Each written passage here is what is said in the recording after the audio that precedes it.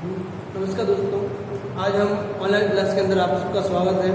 और ये टॉपिक हम पढ़ेंगे ये बीएड सेकेंड ईयर के लिए अधिगम और उसका मूल्यांकन के संदर्भ में आकलन और मूल्यांकन के संदर्भ में पढ़ेंगे।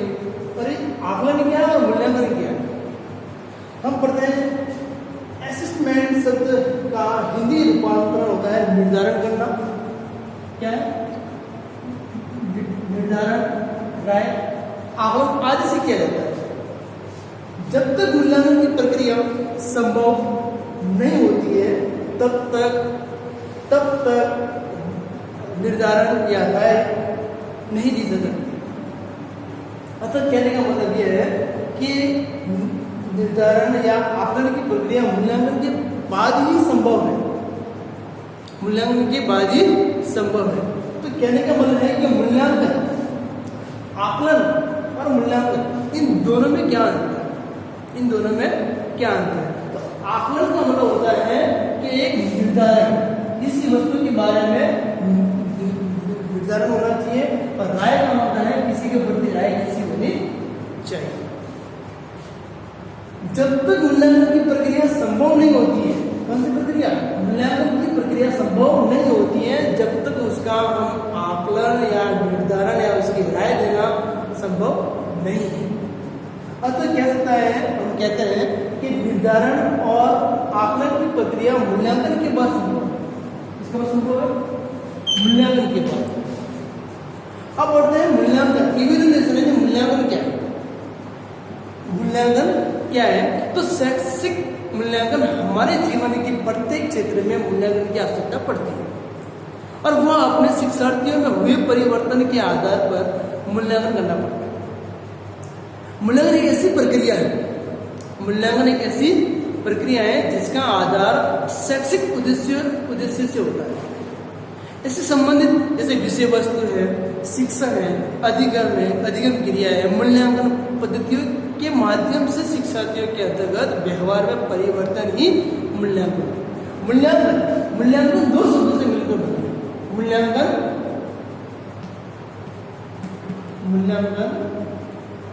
दो शब्दों से मिलकर बना। मूल्यांकन दो शब्दों से मिलकर बना। जैसे कौन सा है? मूल्य, धन, अंकन। इस मूल्यांकन का शाब्दिक अर्थ हुआ कि छात्रों के गुण दोषों का वर्णन करना या उसके संबंध में मूल्य का निर्धारण करना। अर्थात हम कह सकते हैं कि प्रत्येक व्यक्ति या प्रत्येक प्रकार के व्यक्ति की योग्यता का मूल्यांकन कर सकते हैं। जिन विद्यार्थियों की मूल्यांकन किसमें करते हैं? जिस व्यक्ति की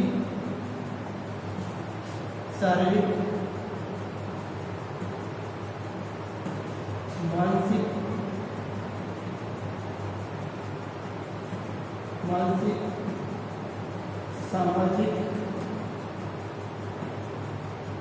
सामाजिक और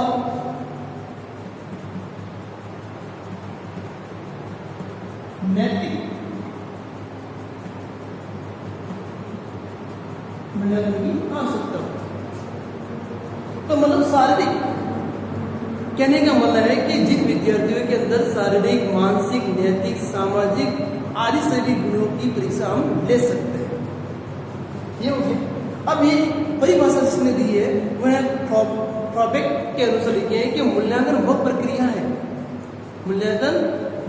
है, जिसके द्वारा शिक्षक और छात्र ये निर्णय करते हैं कि शिक्षण लक्ष्यों को प्राप्त किया जा रहा है या नहीं किया जा रहा है। मूल्यांकन वो प्रक्रिया है कि जिसके द्वारा शिक्षक और शिक्षार्थी के मध्य जो आकलन है, जो अधिगम हुआ है, उसकी प्राप्ति हमें कहाँ तक हुई है और कहाँ तक हमें नहीं हुई है, उसके बारे में हमें पढ़ना है। अब आगे बढ़ते हैं। एक और लिखा है परिभाषा लिखी है, हनन लिखी है कि छात्रों के व्यवहार में शिक्षा लेने विद्यालय द्वारा किए गए परिवर्तन विषयों में प्रमाण को एकत्रित करना या उसकी व्याख्या करना मूल्यांकन कहलाता है। क्या कहलाता है? मूल्यांकन कहा जाता है। मूल्यांकन, मैं वापस रिपीट कर लेता हूँ। मूल्यांकन दो शब्दों से मिलकर बना है। मूल्य धन अंकन, जिस व्यक्ति के अंदर शारीरिक, मानसिक, सामाजिक, नैतिक मूल्यांकन की आवश्यकता पड़ती है, आवश्यकता होती है सर, जिस व्यक्ति में शारीरिक, मानसिक मूल्यांकन की आवश्यकता होती है, हम उसे मूल्यांकन कहते हैं। हम आगे पढ़ेंगे, अगला टॉपिक पढ़ेंगे हम 2 मिनट।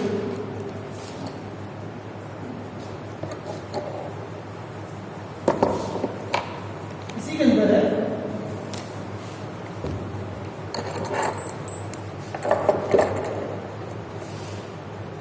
अब आता है आकलन के संदर्भ।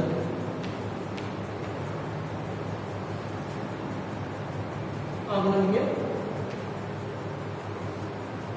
संदर्भ कि आकलन के संदर्भ मतलब क्या है, इसके बारे में पढ़ना है कि आकलन संदर्भ का अभिप्राय उन सभी उद्देश्यों से संबंधित होता है जिसके लिए आकलन किया जाता है। आकलन संदर्भ मतलब होता है कि आकलन संदर्भ का अभिप्राय ने कहने का मतलब यह है कि उन सभी उद्देश्यों से होता है जिसके लिए आकलन किया जा रहा है, राय निर्माण है। उसके साथ कुछ ऐसे भी तत्व है जो उद्देश्यों से पृथक है, जो उद्देश्यों से कैसे पृथक है। इसके प्रमुख रूप से कुछ ऐसे प्रश्नों का समावेश है जो आकलनकर्ता को समझने चाहिए। जैसे पहला टॉपिक आता है इसमें समझने चाहिए। तो पहला आता है आकलन के लिए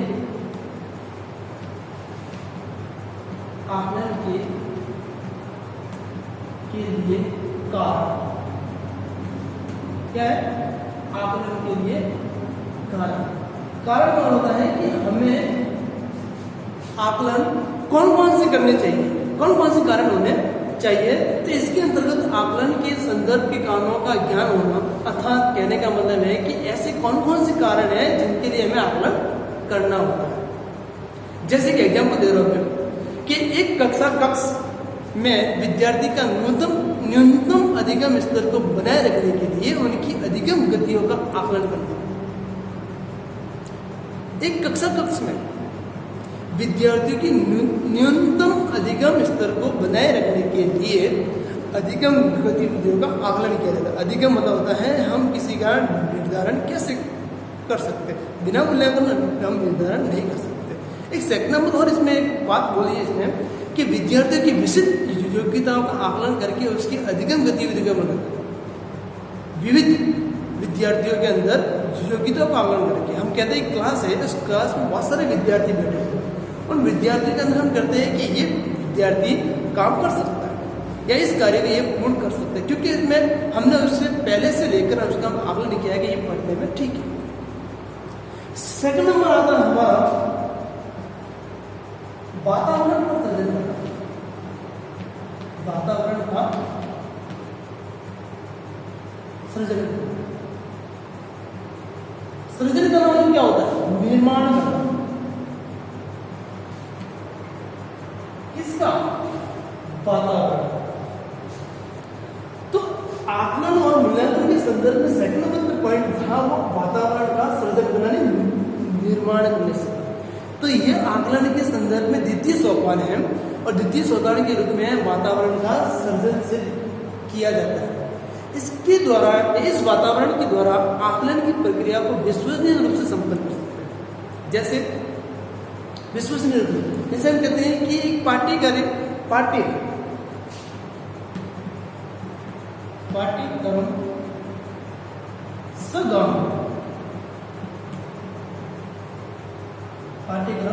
सगामी मतलब ये हमारी एक क्लास है। क्या है? हमारी कक्षा है। उस कक्षा का निर्माण कैसे कर सकते हैं?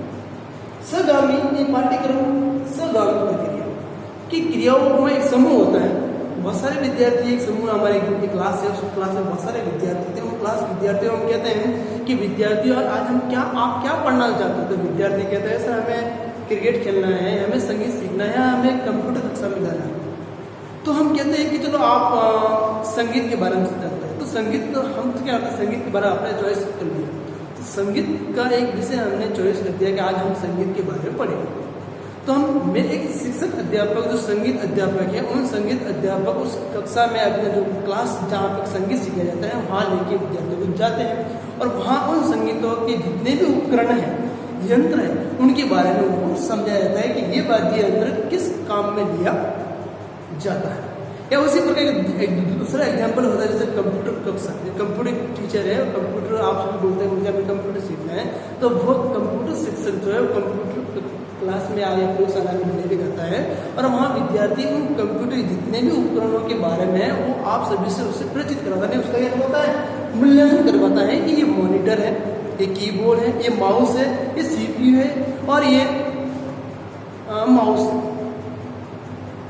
और अगली जो ये सभी क्रियाओं की जानकारी होना मतलब हमने उस वातावरण का सभ्यता का निर्माण किया।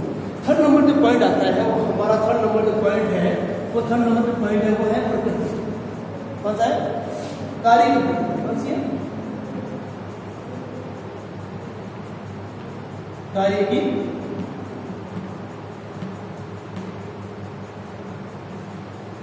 की प्रकृति। कार्य के मतलब क्या है कि आकलन के संदर्भ में तृतीय सोपान जो है वो हमारे कार्य की प्रकृति है। कौन है ये सोपान हमारा कौन सा है? तृतीय सोपान है और ये कौन सा हमारा? द्वितीय सोपान।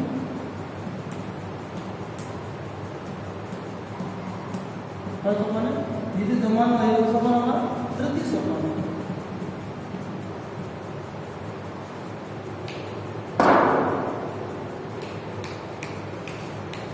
तृतीय सोपान है और यह प्रक्रिया दो प्रकार की होती है। कितने प्रकार की होती है? दो प्रकार की होती है।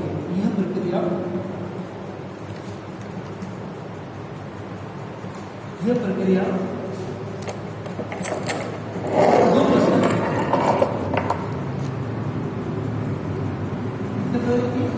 दो प्रकार की होती है। दो प्रकार की होती है।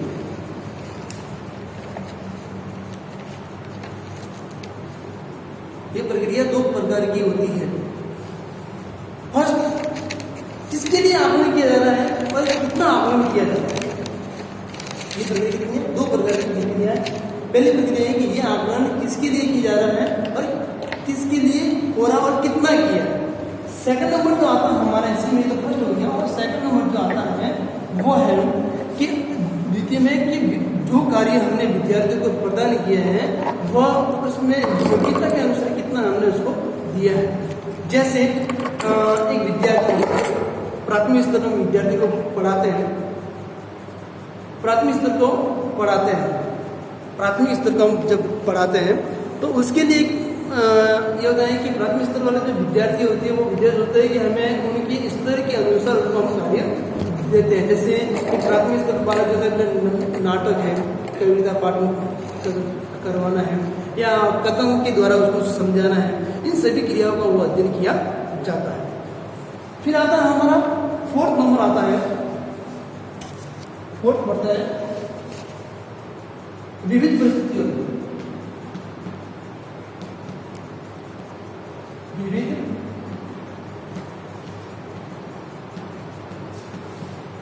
परिस्थितियों में आकलन करना।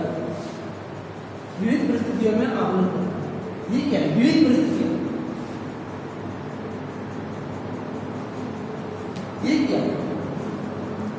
विविध परिस्थिति मतलब कि इसके अंतर्गत आकलन एक संदर्भ व्यापक रूप लिया हुआ है। किसे कहते हैं? व्यापक आकलन। कौन सा आकलन? व्यापक आकलन के रूप में कहा जाता है कि इसके अंतर्गत आकलन जो है वो व्यापक और ये संकेत कलन होता है। क्या होता है? संकेत करना, संकेत करना। इस आकलन की विद्युत परिस्थितियों के अंदर बहुत सारी योग्यता का विकास होता है। जैसे ये कहते हैं कि एक शिक्षक द्वारा विद्यार्थियों की कक्षा में जाना, वहाँ उन विद्यार्थियों के बारे में पहचानना कि कौन सा विद्यार्थी मेरे विषय के अंदर ज़्यादा होशियार है या कौन सा ऐसा स्टूडेंट है जो पढ़ना से कमज़ोर है। सेकंड नंबर ये भी आता है कि खेल के मैदान के अंदर भी जो हमारे खेल टीचर होते हैं वो खेल में जाता है तो कौन सा व्यक्ति खेल के अंदर अच्छा है। थर्ड नंबर आता है सांस्कृतिक कार्यक्रम, सांस्कृतिक परिस्थिति, कौन सी पूरी कक्षा के अंदर हम जैसे गाना है, डांसर है, एकल गायन है, नृत्य है, इसके अंदर सबसे ज़्यादा कौन है। इन सभी विद्यार्थियों का आकलन हम किसी न किसी रूप में विद्यार्थियों का हम करते हैं। फिर आता है कि आकलन संबंधित विविध परिस्थिति होती है, वो योग्यता आकलन और आकलन से हमारे क्या होता है, मूल्यांकन होता है। फिर आता है हमारा पांचवा पॉइंट आता है, पांचवा पॉइंट है आकलन में निरंतरता। कौन सा आता है, आकलन में निरंतरता।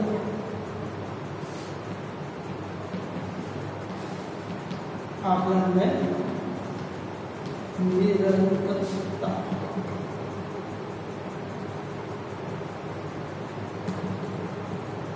आकलन में निरंतरता कहने का मतलब है कि हम आकलन के संदर्भ में बोल रहे हैं, आकलन के संदर्भ में पांचों पॉइंट पढ़ रहे हैं। आकलन में निरंतरता कहने का मतलब है कि इसके अंतर्गत आकलन में निरंतरता को बनाए रखने के लिए कार्य शामिल किया जाता है। अतः आकलन की